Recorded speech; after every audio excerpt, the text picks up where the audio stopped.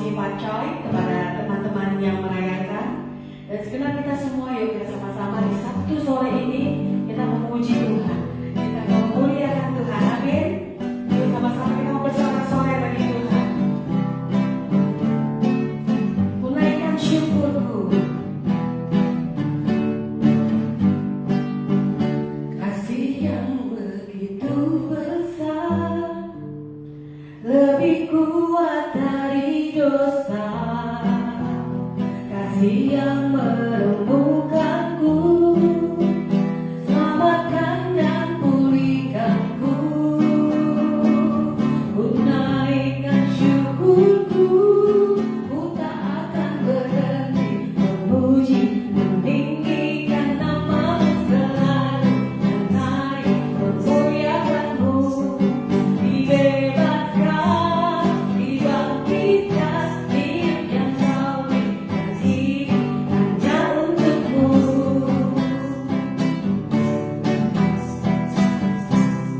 Yuk sama-sama kita nyanyikan pujian lagi. Kasih yang begitu besar, lebih kuat dari dosa. Kasih yang merembukanku, selamatkan dan pulihkanku. Ku naikkan syukurku, ku tak akan berhenti memuji, meninggikan nama-Mu selalu, menaik memuliakan-Mu. Dibebaskan, dibangkitkan, hidup yang Kau berikan ini hanya untuk-Mu. Ku tak akan berhenti memuji, meninggikan nama-Mu selalu, menaik memuliakan-Mu. Dibebaskan, dibangkitkan, hidup yang Kau berikan ini hanya untuk-Mu. Hidup yang Kau berikan ini hanya untuk-Mu. Amin. Baik, puji Tuhan. Mari kita satukan hati dalam doa kepada Tuhan, mengucap syukur buat sore hari ini ya Tuhan. Engkau hadir di tengah-tengah kami. Kami mengundang kuasa Tuhan menyata ada di tempat ini, ada di tengah-tengah kami, baik kepada para pemirsa yang sedang menonton, yang menyaksikan siaran langsung ini Tuhan melalui Instagram maupun Facebook Tuhan. Terima kasih ya Bapa, kami mengucap syukur. Mari Tuhan, biar kebesaran-Mu dinyatakan dalam puji-pujian penyembahan kami, biar kemuliaan-Mu dinyatakan Tuhan di tengah-tengah kami. Tuhan Yesus, Tuhan, kami mau undang kuasa-Mu hadir, memenuhi kami, menguasai kami. Mari Bapa, Kau campur tangan, kuasai setiap hati, jiwa, pikiran kami pada pikiran Kristus. Terima kasih Tuhan, terima kasih Yesus, terima kasih Tuhan, terima kasih ya Bapa. Ku naikkan syukurku, terima kasih.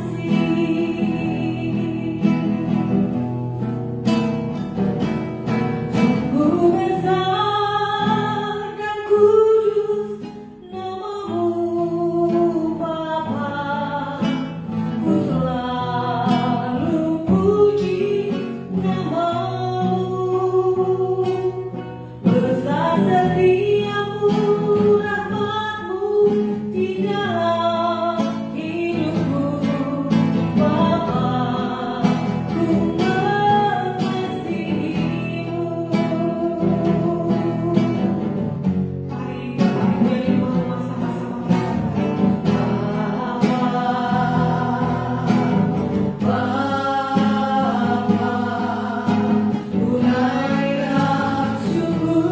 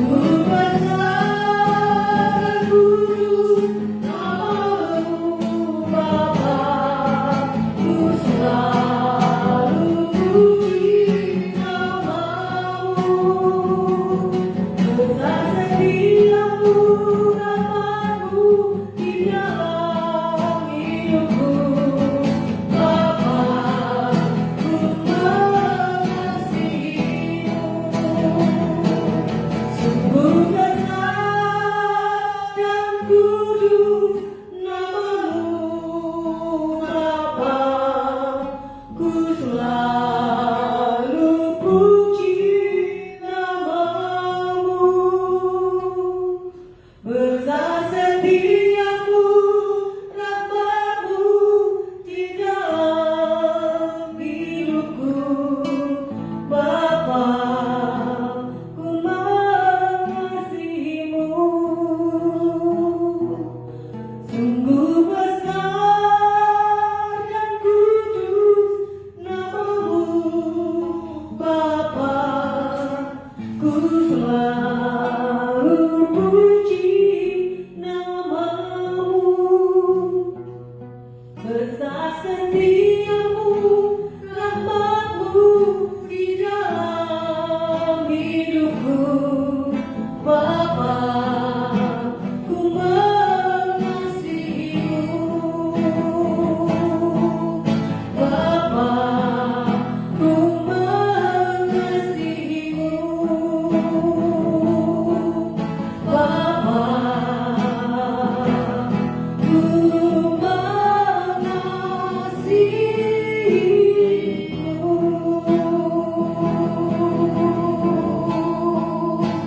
terima kasih ya Tuhan,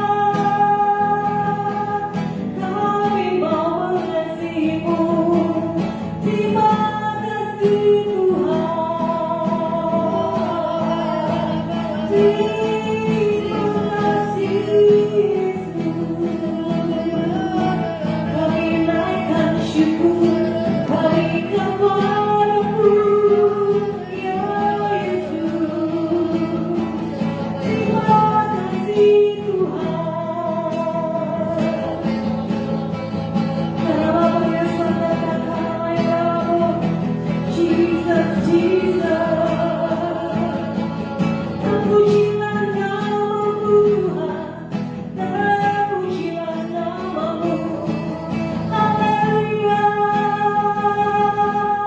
haleluya, haleluya.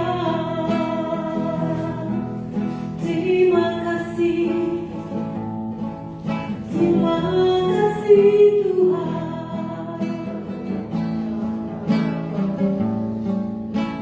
Ku yakin akan firman-Mu Tuhan. Kuasa-Mu tak pernah berubah. Selama matahari masih bersinar, ku tahu mujizat-Mu tetap ada. Ku pegang teguh janji-Mu Tuhan. Meski tak ada alasan untuk berharap, selama bumi ini masih berputar, ku tahu mujizat-Mu tetap ada. Yesus, Yesus, ku percaya mujizat ada di tempat ini. Ku disambutkan, ku dipulihkan. Yesus, ku percaya.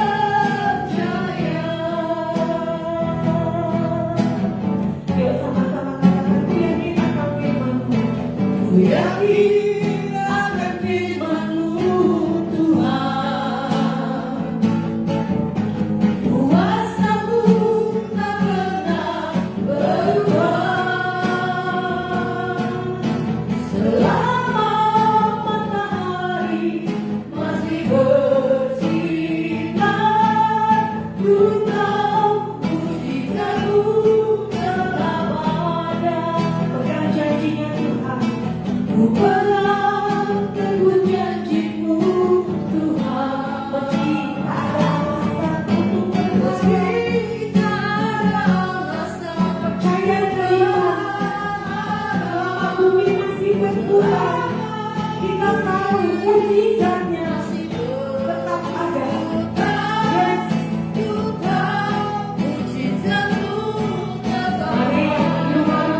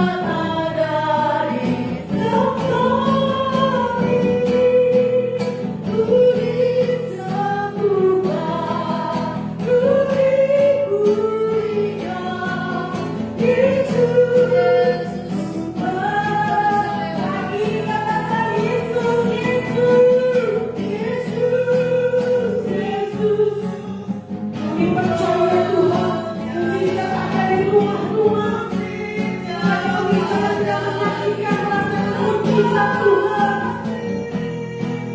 Tulis dalam Tuhan, tulis berikan Yesus ku percaya. Yesus ku percaya.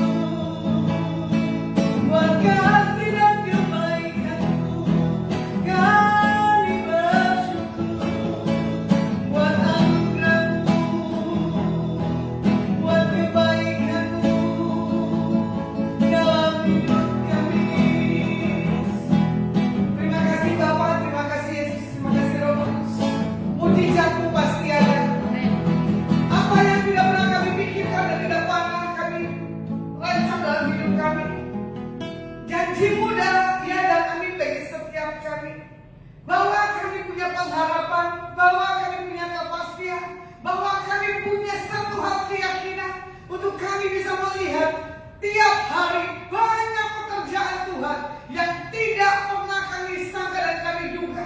Kami sudah bisa melihat bukti nyata kasih Tuhan bagi setiap kami. Hamba bukan bagikan renungan firman, bela pengurapan hikmat yang daripada Tuhan Yesus ada di atas hamba-Mu. Di dalam nama Tuhan Yesus, hamba-Mu berdoa dan mengucap syukur. Haleluya. Amin. Shalom, selamat sore. Sampai kita ikut lagi ibadah Adonai di hari Sabtu. Ini Sabtu yang terakhir, saya ada di Jakarta. Sabtu ke depan saya ada di Kota Semarang. Dari situ saya punya persekutuan doanya. Ada setiap Sabtu ketiga di Kota Semarang. Kalau Sabtu 1, 2, dan keempat itu saya streaming. Sore hari ini saya akan bagikan tentang kebenaran firman tentang vaksin. Sekarang ini lagi musimnya setiap kita harus divaksin. Bagaimana kita bisa melihat virus itu menyerang tubuh kita? Frekuensi COVID-19, ya. Dikatakan apa? Di kamar mandi, di keramaian, di mall, dan lain-lain selanjutnya. Biar jemaat yang menerjemahkan. Tapi bagaimana setiap kita supaya kita ini kebal terhadap penyakit, supaya kita ini kebal sebagai anak-anak Tuhan dari setiap virus-virus yang membuat kepribadian kita ini terganggu. Yang saya mau bicarakan di sini adalah tentang virus rohani yang membuat rohani kita sekarang ini kadang nggak bertumbuh, stuck. Karena apa? Dari ibadah. Karena apa? Mau ketemu saling takut dan mencurigakan. Contoh tadi ya, saya dijamu makan siang. Baru kali ini orang bisa berani mengajak saya makan di tempat keramaian di satu kota Jakarta. Ya, di situ saya lihat dari kemarin kok nggak ada undangan saya makan untuk kongsi pacainya. Ya, biasanya sebelum malam tahun barunya saya dapat jamuan makan, gitu kan. Kok ini enggak? Nah, kebetulan tadi diadakan. Nah, di situ saya membuat satu hal. Bagaimana Bapak ini dia bilang begini, kita diam begini terus di rumah, kita bisa bingung, gitu kan? Dan bagaimana di sini kita lihat bagaimana untuk kita bisa punya hal perubahan. Nah, di sini juga dikatakan Bapak ini sudah nggak bisa melakukan apapun juga. Karena apa? Bapak ini tahu kalau di rumah terus selama 2 bulan tidak ada aktivitas, itu repot. Maaf, wifi-nya dimatiin aja. Nah, di sini juga dikatakan, di sini baru kita tadi sukacita di dalam Tuhan, bergembira tanpa ada masker sama sekali. Nah, di sini yang Tuhan mau ajarkan bagi setiap kita supaya tidak kita diberikan satu hal vaksin yang membuat pribadi kita itu tidak punya hal perubahan. Contoh pasien yang ada di Alkitab, ya, bagaimana saya bawa di dalam 3 virus rohani yang mengganggu pertumbuhan dan setiap kehidupan kita. Yang pertama adalah iri hati dan egois. Hari-hari ini banyak orang yang iri hati dan egois. Kalau mau dilihat di Amsal 14 ayat 30, firman Tuhan katakan apa? Hati yang tenang menyegarkan tubuh, tetapi iri hati membusukkan tulang. Amsal katakan tentang hikmah. Bagaimana hati yang tenang, itulah yang membuat tubuh kita itu tenang. Ya kan? Seperti juga dikatakan apa? Hati yang gembira adalah obat. Jadi kalau hati kita gembira, apapun kelemahan dalam tubuh kita tidak akan membuat diri kita pun terganggu. Jadi bagaimana sore hari ini kita bisa melihat penyegaran dalam setiap kehidupan kita pribadi masing-masing.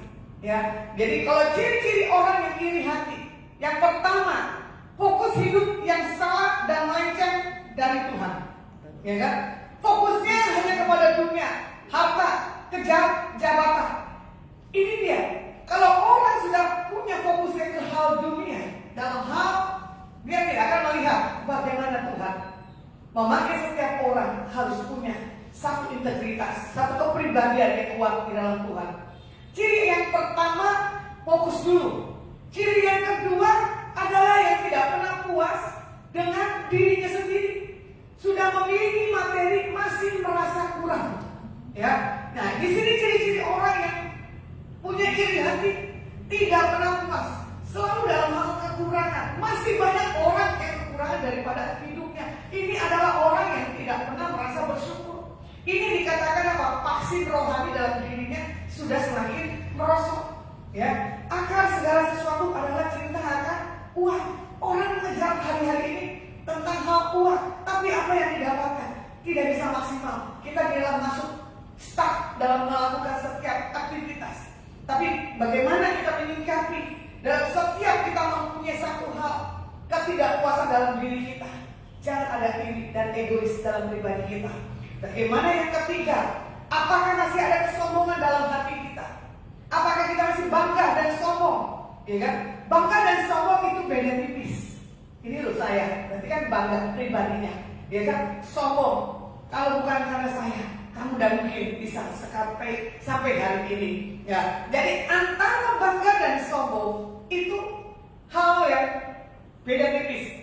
Jadi ciri orang yang iri hati di sini bisa kelihatan kan? Fokus hidup yang salah dan melenceng dari Tuhan, tidak pernah puas dengan dirinya, selalu menyalahkan dan menyesali, masih ada kesombongan dalam hatinya. Ini vaksin rohani yang belum bertumbuh, yang belum mengalami banyak hal perubahan. Contoh, saya ditantang. Waktu itu ada permasalahan sedikit, ya. Nah di sini ada seorang berkata bilang begini, kalau benar-benar kamu tidak punya satu hal kesombongan, kalau benar-benar kamu punya hati, bisa nggak kamu datangin orang itu untuk kamu peluk? Saya bilang bisa. Karena apa? Saya akan mematikan seluruh keinginan dalam diri saya yang nggak benar. Berdamai itu tidak mudah dan nggak gampang. Kalau orang yang sudah mengenal Tuhannya, kalau orang sudah punya pertumbuhan akan Tuhannya, ya, dia tidak akan mementingkan dirinya. Makanya saya tantang orang itu, tapi jangan dibuat untuk kalian atur. Tapi kalau Tuhan bisa atur ketemuan dengan cara yang ajaib, pasti ada cara Tuhan. Bukan cara kalian menantang saya untuk saya bilang bisa nggak perlu. Kalau orang yang menyakitkan hatimu, datang ke dalam hidupmu, saya bilang bisa. Kalau saya tidak bisa, saya tidak mungkin dipakai Tuhan. Dan saya tidak mungkin Tuhan singkapkan dan bukakan segala hal pelayanan dalam setiap kehidupan saya. Naik turunnya kerohanian kita ditentukan betapa dalam kita kepada Tuhan, berapa kita punya sesuatu roh yang kuat di dalam Tuhan. Jadi kalau mau dilihat di Yohanes 3, 14 dan 16, firman Tuhan katakan, dan sama seperti Musa meninggikan ular di padang gurun, demikian juga anak manusia harus ditinggikan, supaya setiap orang yang percaya kepadanya beroleh hidup yang kekal. Karena begitu besar kasih Allah akan dunia ini, sehingga Ia telah mengaruniakan anaknya yang tunggal, supaya setiap orang yang percaya kepadanya tidak binasa, melainkan beroleh hidup yang kekal. Kalau orang yang tahu tentang Tuhan, pasti tidak ada rasa iri dan egois. Karena apa? Tuhan sudah begitu besar mengasihi kita, ya kan? Menolong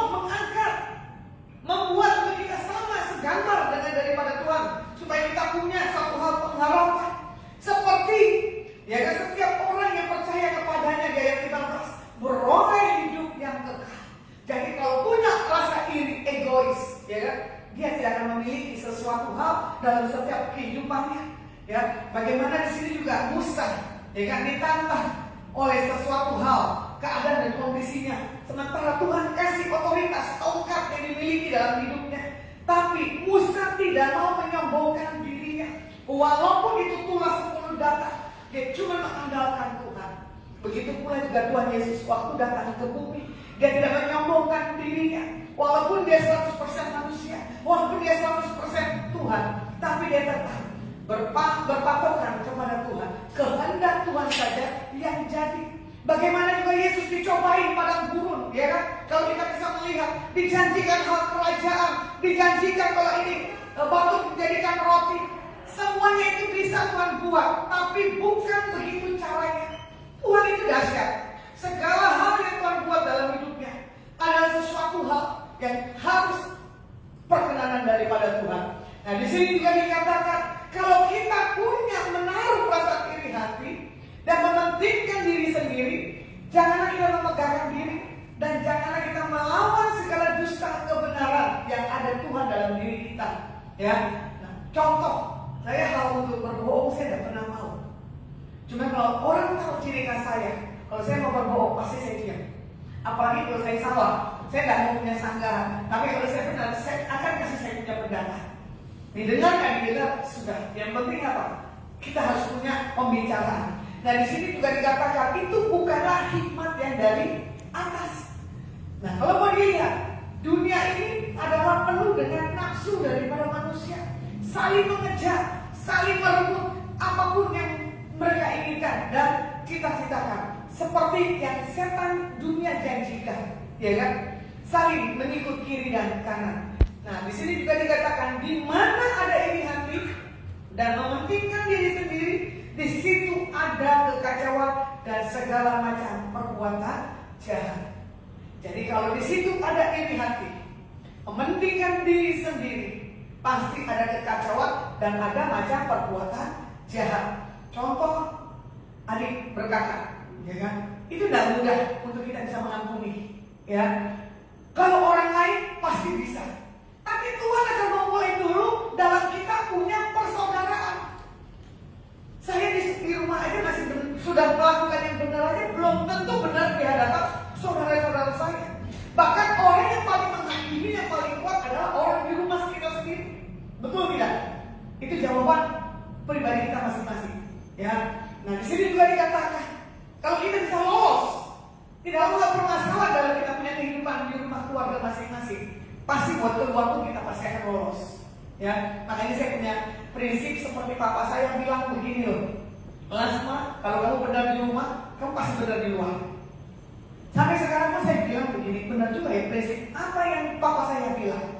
Kalau kita benar di rumah, pasti kita benar di luar. Kalau kita tidak benar di rumah, pasti tidak benar di luar. Jadi ada yang saya mau saksikan, ya kan? Kalau di rumah kita tidak benar, keluar pun juga sama. Selalu bikin apa? Kerusuhan dan keributan. Tidak ada kedamaian.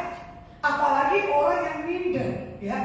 Kalau orang yang minder, dia punya pribadi yang over, ya kan? Dia punya pribadi yang rada-rada sedikit aneh. Di luar kelemahan dalam tubuh yang lainnya, ya kan? Entah ada yang bipolar, entah ada yang insomnia, entah ada yang gimana. Nah, kemarin saya lihat, ya kan? Bagaimana ini ada kesaksian, bapak ini 6 bulan tidak bisa tidur. Karena insomnia-nya sampai wajahnya itu keriput, ya kan? Karena apa? Tidak bisa tidur. Itu harus disuntik, ya kan? Supaya apa? Saraf otaknya mesti apa? Lentur. Tapi puji nama Tuhan, ya. Saya kapanpun saya bisa tidur. Kondisi apapun saya bisa lakukan. Baik di jalan, itu mau di kereta, mau di mobil, mau di pesawat. Di mana saya punya waktu diam, saya pakai buat tidur. Makanya kadang orang bilang begini, selalu saya mau ngobrol, gak gampang, ya. Selalu kalau mau ketemu juga gak mudah. Tapi kalau saya berangkat, kalau saya punya waktu untuk berbicara, ya berbicara. Kalau gak punya waktu berbicara, ya enggak. Nah, tadi juga setelah dijamu dia bilang, ini kapan kamu jalan lagi? Saya bilang nanti tanggal 15 sampai tanggal 16. Dia bilang apa? Sebelum kamu berangkat, kita ketemu lagi. Berarti kan di sini ada satu hal, ya kan, orang ini disukakan, orang ini merasa ada hal kedamaian. Makanya lebih baik kita punya prinsip gini loh, kita mengalah, yang penting orang itu punya kesukaan. Lebih baik orang itu kita senangkan dari pribadi kita yang masih punya permasalahan. Jangan sampai kita lihat kita punya permasalahan. Nah, di sini vaksin iri hati adalah orang yang mengucap syukur atas apa yang dimilikinya. Jangan ada segala apapun iri hati, ya, tentang hidup kita. Contoh di masa lalu, coba saya dulu kayak gitu. Coba. Sekadang mengatakan coba itu yang kadang membuat kita terbuai di masa yang lalu, bukan masa yang sekarang. Nah, di sini juga dikatakan, ya, bersyukur kalau orang lain diberkati, maka kita akan merasakan kemurahan Tuhan dalam hidup kita. Tuhan memiliki berkat khusus buat setiap kita. Ini yang gak gampang, ya, vaksin iri hatinya. Saya merasa begini loh, saya dipertemukan Tuhan dengan orang-orang yang untungnya, maaf ya, kategori tanda kutip dalam posisi proses, ya. Tapi setelah orang ini mengalami posisi pengenalan akan Tuhan melalui diri saya, ya kan? Orang ini punya masalah dan dia punya perubahan. Di sini saya bersyukur kalau orang itu punya satu statement, dia mau bertumbuh dan berbuah. Setelah itu apa? Saya motivasi, akhirnya saya bilang, kamu berjalan, bergaul dengan Tuhan. Sambil saya pantau dia punya pertumbuhan di dalam Tuhan. Jadi saya suka bagaimana kalau orang yang saya layani dari nol tiba-tiba diberkati. Contoh semalam saya iseng, saya tidur jam berapa ya? Karena saya selalu tidur pagi ya. Jam 1:30 pagi ada seorang ibu WA saya. Wah, bahasanya saya cuma tertawa. Kamu udah ambil keputusan. Hari itu saya udah bilang jangan. Sampai dia punya satu hal kemarahan, dia menyatakan begini. Saya bilang ini orang belum mengalami satu hal pemulihan. Karena apa? Hidupnya yang dulu luka dan sekarang masih tetap luka. Ketemu siapapun pasti luka, ketemu siapapun pasti kecewa. Cuma saya bawa satu hal semangat. Sudah mengucap syukur untuk apapun proses. Sampai dia punya keputusan. Kalau begitu, saya nggak mau begini. Saya bilang loh, kan sudah bilang, udah punya kesalahan yang pertama, kamu ambil yang kedua, pasti kamu punya kesalahan. Kalau kamu yang ketiga ini masih mengambil kesalahan, silakan, itu kebebasan kalian masing-masing. Tapi di situ saya lihat bagaimana ibu ini menenangkan dirinya. Karena apa? Kata-katanya panjang, cuman saya naik satu poin perkataan saja. Nah, orang ini nggak tahu merasa ditenangkan atau enggak. Cuma dia bilang begini, mendingan enak seperti kamu, Lasna. Saya bilang dia bisa katakan ya, bisa katakan tidak. Kalau katakan iya, karena saya tahu siapa Tuhan, karena saya tahu bagaimana saya mau memiliki keintiman akan Tuhan. Nah, di sini juga dikatakan tentang kepahitan yang di poin yang diberi, ya, Ibrani 12 ayat yang kelima. Dan sudah lupakah kamu akan nasihat yang berbicara kepada kamu seperti kepada anak-anak, hai anakku, janganlah anggap enteng didikan Tuhan dan janganlah putus asa apabila engkau diperingatkannya. Ini orang yang kepahitan. Tadi saya bilang, selalu kemanapun punya permasalahan, selalu apapun orang dipandang tidak pernah beres. Kalau orang yang punya kepahitan dari perkataan itu udah tahu, dari sikap dan tindakannya sudah tahu, ya. Kalau orang yang bermurah hati, wajahnya kelihatan galak, tapi dalam setiap perkataannya ada tersirat satu hal ketenangan dalam dirinya. Itu orang bisa kelihatan, orang baik dan orang yang tidak. Saya puji nama Tuhan, untungnya tidak pernah mengalami namanya kepahitan dari masa lalu dan masa sekarang ini. Ya, bagaimana saya belajar segala sesuatu hidup saya tidak punya akar kepahitan. Nah, kalau mau dibilang lagi, saya orang yang spontan. Kalau tidak suka saya berbicara, selesai sampai di situ. Makanya saya tidak mau simpan segala hal kepahitan. Nah, di sini juga dikatakan, jagalah supaya jangan ada orang, ya, menjauhkan diri dari kasih karunia Tuhan. Menjaga diri kita untuk kita dekat kepada Tuhan, itu sikap yang menentukan setiap pribadi kita. Jadi agar jangan sampai tumbuh akar pahit dalam setiap kehidupan kita, jangan sampai apa yang pahit dalam diri kita mencemarkan orang yang sekelilingnya. Pergaulan yang baik, ya kan? Pergaulan yang buruk merusak kebiasaan yang baik. Puji nama Tuhan, saya punya pergaulan di antara orang yang buruk, tapi saya sebagai terang. Bukan yang saya terpengaruh, tapi orang yang suka hal yang kepahitan biasanya buruk terus, ya. Makanya saya bisa lihat sejauh mana orang-orang yang saya layani yang sudah dipulihkan dan yang belum. Nah, di sini juga dikatakan orang yang pahit ketemu orang yang pahit, dia berbicara sama koneknya, berbicara ke sini sama koneknya. Tapi kalau orang yang punya ketidakpahitan, cuma ada perkataan, sudah mengucap syukur, selesaikan dengan cara doa. Itu yang benar. Nah, di sini juga dikatakan penyebab kepahitan yang pertama di poin B yang tadi, tidak hidup dalam kasih karunia Tuhan. Ibrani 12 yang tadi ayat yang kelima, sudah lupakah kamu nasihat? Ya kan, yang seperti Tuhan ajarkan bagi setiap kita. Masalah dan tekanan hidup yang terjadi berulang-ulang itu penyebab kepahitan. Merasa bersalah atas kejadian tertentu yang berakibat buruk, ya, dalam hidup orang lain. Contoh hari itu pernah saya tegur orang ini, Tuhan kasih kamu kesempatan umur sekian tahun. Tapi kalau kamu punya perubahan, Tuhan akan perpanjang. Tapi kalau Tuhan enggak, kamu tidak punya kekurangan daripada Tuhan, kamu tidak punya perubahan, Tuhan akan ambil. Orang ini tidak punya respon. Tapi dalam hitungan berapa hari, Tuhan ambil ini orang. Tapi apa boleh buat? Ya kan? Orang yang menyaksikan perkataan Tuhan, bukannya sedang mengutuk, ya, tapi itu sudah terjadi. Makanya kita sama Tuhan jangan main-main. Vaksin hidup kita dengan Alkitab, dengan doa, pujian dan penyembahan. Bagaimana kita menanggung sakit hati bagi orang lain? Mana tahu orang bisa luka karena kita tidak pernah tahu. Makanya dimanapun kita berada, kalau ada perkataan, kalau ada sesuatu hal yang menyinggung, baik kita sadar maupun tidak, perkatakan, maaf kalau saya punya salah. Nah, konsekuensi kepahitan yang pertama secara fisik, ya kan? Pertama adalah kena penyakit kanker. Ada khusus tekanan darah tinggi, daya tahan tubuh menurun, raut wajah menjadi kaku dan tidak ada sukacita. Nah, tadi konsekuensi orang kepahitan, ya kan? Ada penyakit kanker. Tadi saya melihat kesaksian Dewi Basir, ya, usia 80 tahun ini tante kena COVID.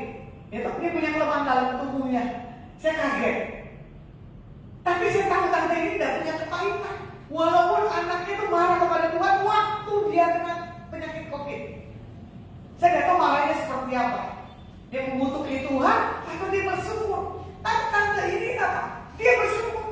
Bahkan di usia 80, kalau orang sudah kena penyakit, ya, kalau orang sudah punya sesuatu hal imun yang lemah, pasti itu lewat. Tapi Tuhan kasih perpanjang dalam umurnya. Saya bilang begini, ya Tuhan, kuncinya hati gembira adalah obat. Tentukan setiap kita, ya, baik pemirsa mau yang di sini, bagaimana hidup kita?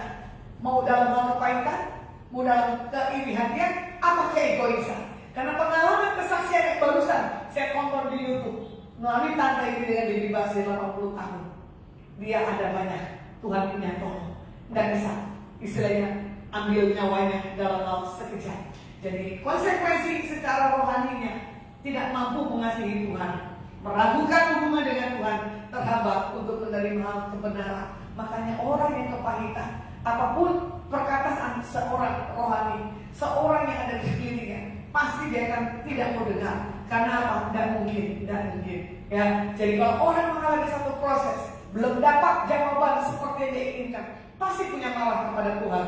Konsekuensi emosinya, depresi, fokus emosionalnya terhadap orang yang menyakiti, dan jadi sama dengan orang yang dia benci, dan dia menyebarkan virus kebencian di antara satu dengan yang lainnya. Konsekuensi mentalnya adalah sulit konsentrasi, stres, gelisah, dan tidak bisa berpikir jernih.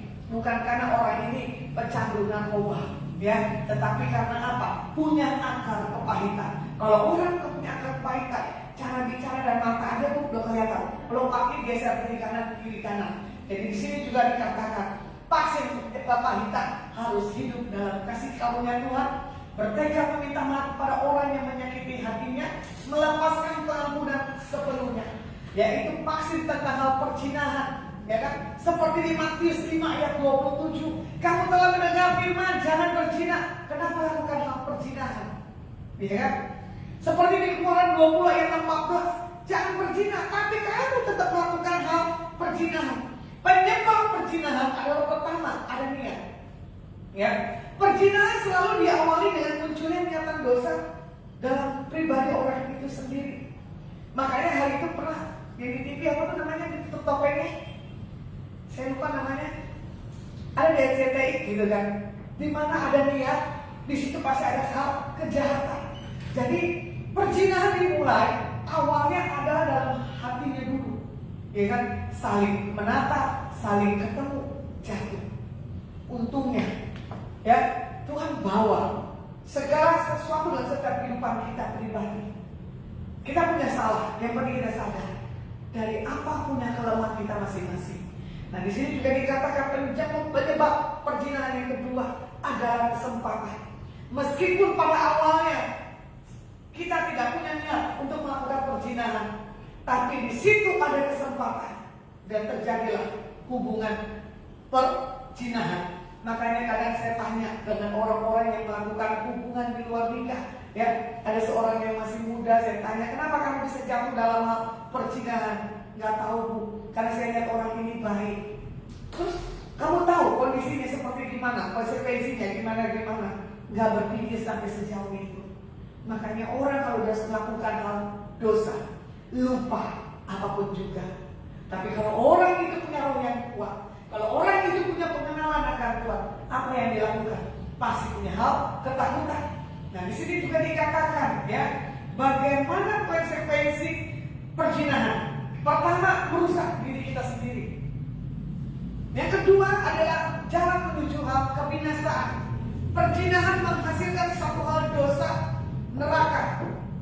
Bagaimana vaksin perzinahan? Adalah kita harus sadar pemilik tubuh kita ini adalah Tuhan.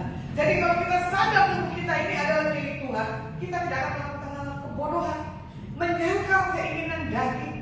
Kita harus paham kehendak Tuhan atas hidup kita. Dan yang keempat adalah kita harus minta ampun dan bertobat kepada Tuhan. Jadi saya akan rangkum firman Tuhan di sore hari ini. Bagaimana virus rohani itu berbahaya, yaitu di dalam iri hati, yaitu dalam hal kepahitan, dalam hal perzinahan. Jadi dari setiap apapun keinginan daging, ya, seperti Galatia 5, 19 dan 21, ya kan, perbuatan daging telah nyata, yaitu percampuran, kecemaran, hawa nafsu, penyembahan berhala, sihir, perseteruan, perselisihan, iri hati, amarah, kepentingan diri sendiri, pencitraan,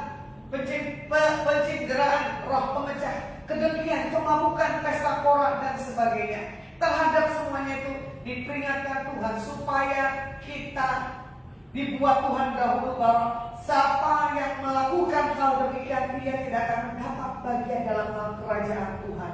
Ya, jadi vaksin dalam Tuhan adalah kita harus mematikan keinginan daging. Tadi percabulan, ya kan, kecemaran. Jadi apa yang harus kita lakukan? Biarlah Galatia 5 ayat 16 hidup oleh roh. Maka kita tidak akan menginginkan keinginan daging, ya. Sebab pilihan hidup sesuai roh atau daging itu kita yang punya pilihan. Jadi apa yang membedakan keinginan daging dan roh? Yaitu di Roma 8 ayat 6, ya. Karena keinginan daging adalah maut, tetapi keinginan roh adalah hidup dan damai sejahtera. Jadi karena keinginan daging adalah satu hal maut, tetapi keinginan roh adalah sukacita. Jadi setiap kita harus masuk di dalam hadirat Tuhan dan harus mengalami satu sukacita yang daripada Tuhan, supaya Tuhan bisa mengajar dan mendidik kita. Saya tutup dengan ayat poin yang terakhir, Yohanes 14 ayat 25 dan 26. Semuanya itu kukatakan kepadamu selagi aku berada bersama-sama dengan kamu. Tetapi penghibur yaitu Roh Kudus yang akan diutus oleh Bapa dalam namaku, Dialah yang akan mengajarkan segala sesuatu kepadamu dan akan mengingatkan kamu akan semua yang telah kukatakan kepadamu. Biarlah Yohanes 14 ayat 25-26 ini adalah satu hal kekuatan bagi setiap kita, supaya kita percaya ada penghibur yaitu Roh Kudus yang diutus Bapa dalam setiap kehidupan kita. Kita angkat pujian Roh Kudus Kau hadir di sini. Kita tutup renungan kita di sore hari ini. Nanti Tuhan mau gerakan untuk saya mendoakan siapa yang ada menyaksikan streaming saya. Masih ada orangnya atau tidak ada sama sekali? Karena ada yang melihat, kadang keluar, ada yang melihat, ada yang keluar. Saya akan mengalir. Oke, linasi lain aja yang ada di Instagram, ya, yang ada di Facebooknya, semuanya lengkap ya.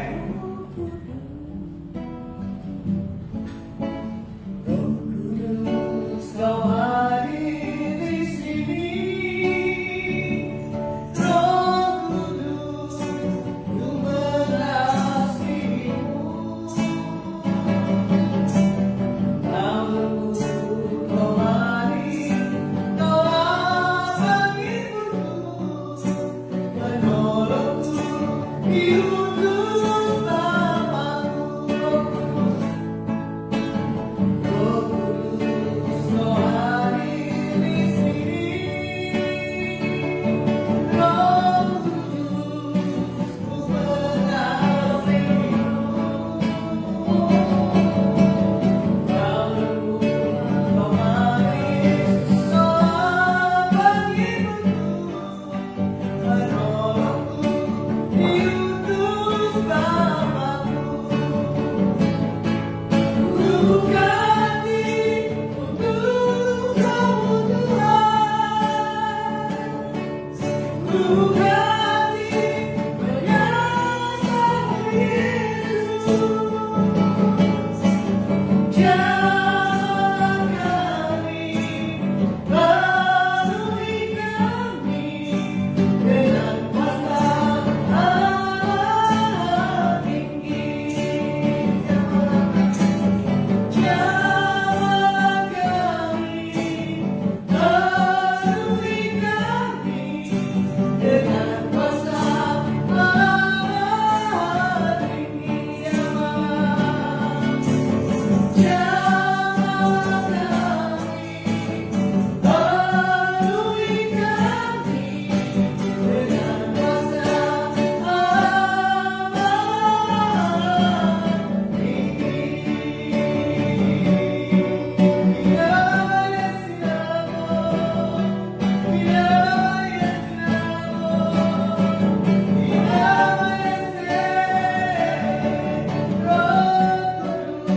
penuhi kami dengan kuasa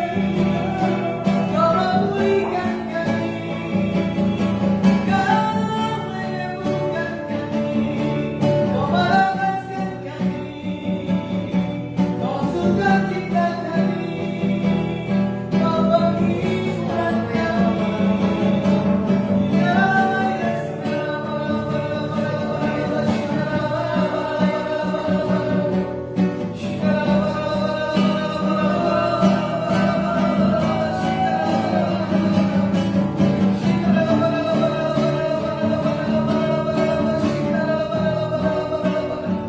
Tuhan, kami tahu ini waktu dan saat. Ini waktu di mana Tuhan yang akan menyatakan segala hal kemuliaan, segala hal yang terbaik terjadi bagi setiap kami. Tuhan, kami berdoa buat Victor yang dari Facebook siang hari ini. Tuhan, katakan buat engkau Victor, kasih karunia Tuhan tetap ada di dalam setiap kehidupanmu. Tuhan, katakan buat hidupmu, jangan ada tawar-menawar kembali dalam hidupmu. Tuhan tahu bagaimana kau punya rasa kegalauan, haus dan lapar akan Dia. Tapi Tuhan katakan buat engkau sore hari ini, jangan pernah kau melihat hal kesalahan dalam dirimu. Berdamai dengan dirimu, supaya Tuhan bisa melihat kuasa yang lebih besar terjadi dalam hidupmu. Dalam beberapa hari ke depan ini, Tuhan akan beri satu hal tuntunan, satu hal petunjuk. Bagaimana kau akan melihat, bagaimana kau akan memandang dengan cara pandang yang daripada Tuhan. Tuhan pasti akan membela hidupmu hari lepas hari. Di bulan-bulan ini, banyak yang Tuhan akan buat, kerjakan pertolongan dalam hidupmu. Dengan damai sejahtera sukacita yang daripada Tuhan melimpah dalam hidupmu. Kami berdoa buat Susan 78. Tuhan katakan buat hidupmu, lepaskan anugerah yang terindah dalam hidupmu. Kuasai dirimu dan jadilah kau tenang, kata Tuhan, supaya Tuhan membuat pembelaan yang besar terjadi dalam hidupmu. Jangan pernah ada sesuatu hal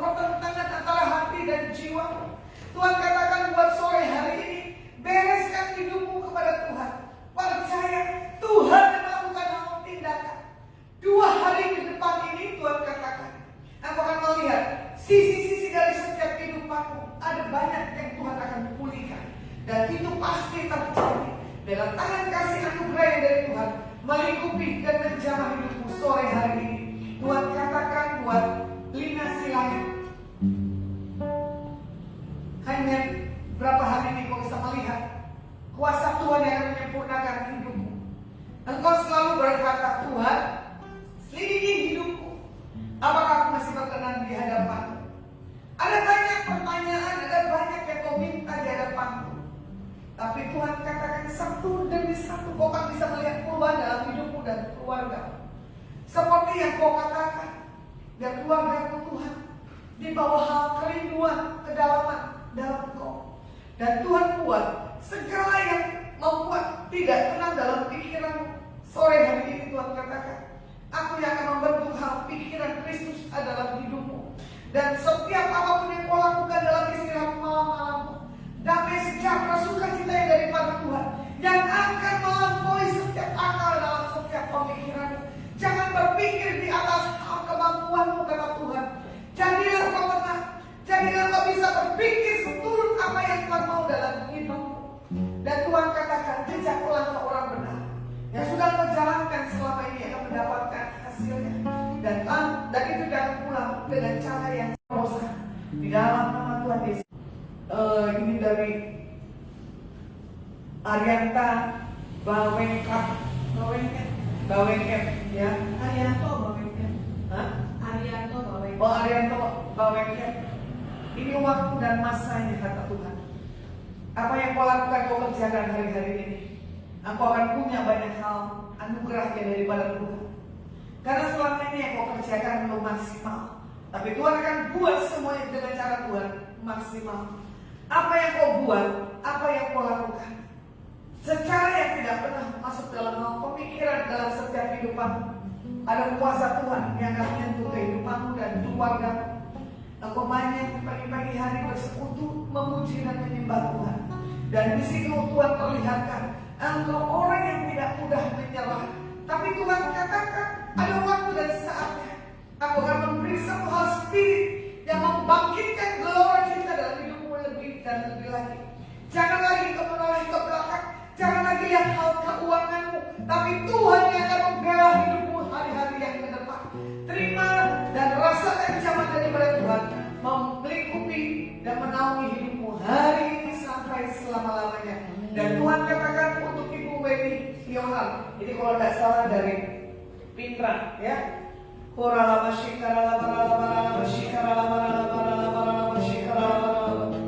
Tuhan katakan buat engkau Ibu Weni, engkau berapa hari ini mengadakan tanganmu di hadapanmu, engkau menangis dan menjerit karena kau bilang, Tuhan, lalukan masa-masa yang membuat aku sulit untuk bergerak dan berpindah. Tapi Tuhan katakan, hanya dengan spirit yang begitu kuat, roh yang memampukan kau bisa kuat dan bertahan sampai hari ini, itu karena kasih karunia daripada Tuhan. Apa yang kau doakan buat tahun ini dalam kehidupanmu dan keluargamu, kau akan lihat jawaban Tuhan terjadi dalam hidupmu.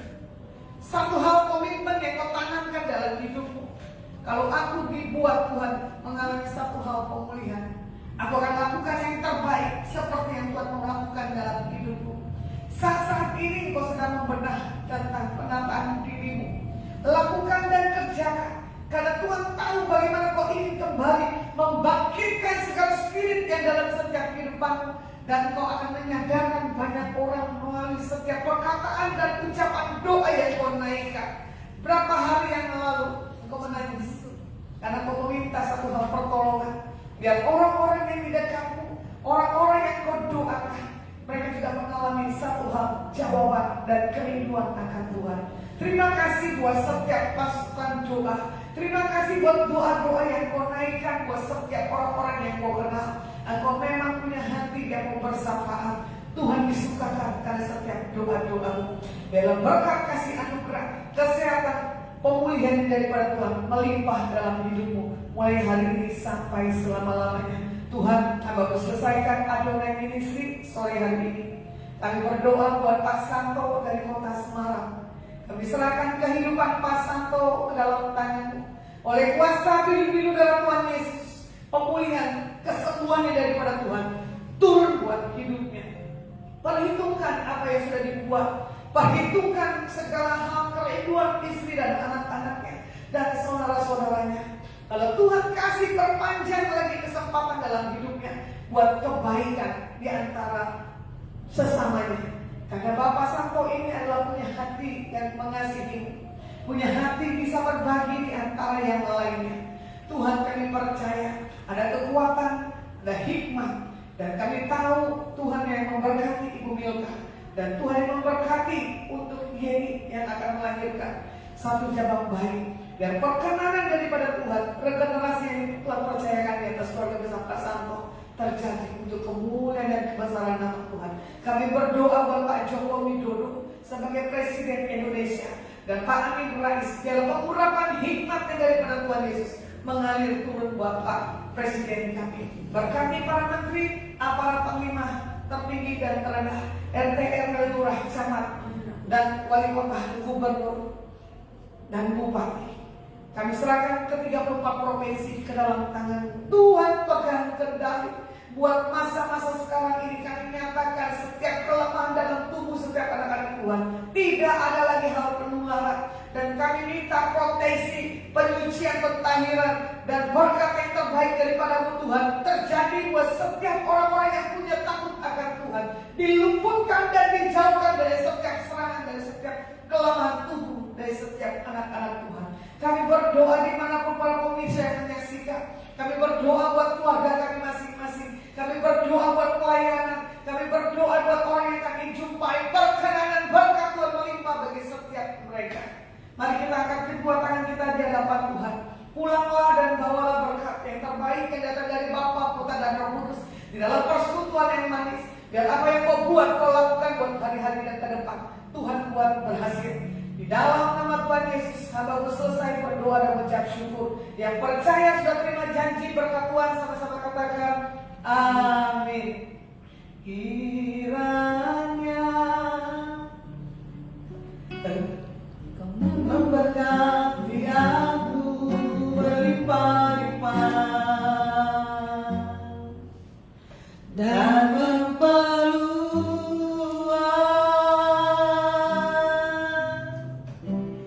daerahku.